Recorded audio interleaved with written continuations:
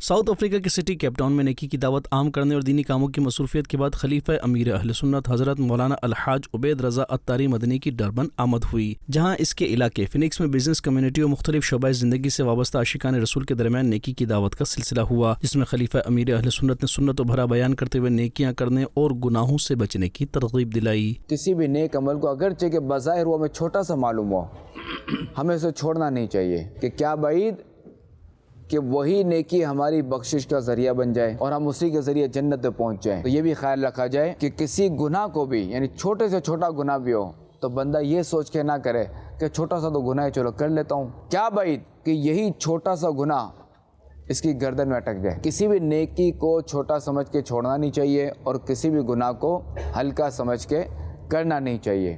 دوران بیان خلیفہ امیر اہل سنت نے رزق حلال کمانے اور راہ خدا میں خوب صدقہ و خیرات کرنے کا ذہن بھی دیا۔ ہمیں تدبیر کا حکم دیا گیا ہے۔ اب یہ بھی نہ ہو کہ بندہ بولے چلو بھائی جتنا کھانا نصیب میں ہوگا کھانا مل جائے گا، جتنا پانی نصیب میں ہوگا مل جائے گا، میں کوئی کوشش نہ کروں، ایسا بھی نہیں ہے۔ اپنی اولاد کے لیے بھی اور اپنے لیے بھی ہمیں جو ہے وہ کوشش کرنی ہے، اسٹرگل کرنی ہے کہ بندہ بولے نہیں خود ہی کھانا آ جائے گا میرے منہ میں، ایسا نہیں ہے۔ صدقہ دینے کی بڑی برکتیں ہیں، تو ہم اللہ تعالیٰ سے دعا کرتے ہیں کہ اللہ تعالیٰ ہمیں نیک عمل کرنے کی توفیق عطا فرمائے اور ہمیں گناہوں سے محفوظ رکھے۔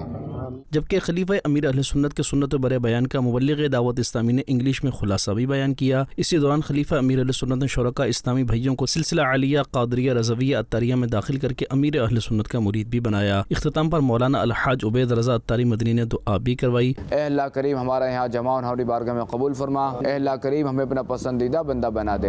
اے اللہ کریم پریشان حالوں کی پریشانیاں دور فرما۔ بے اولادوں کو نیک و صالح اولاد بخیر عطا فرما۔ جو نافرمان اولاد کی وجہ سے بیزار ہیں ان کی اولاد کو فرما بردار بنا۔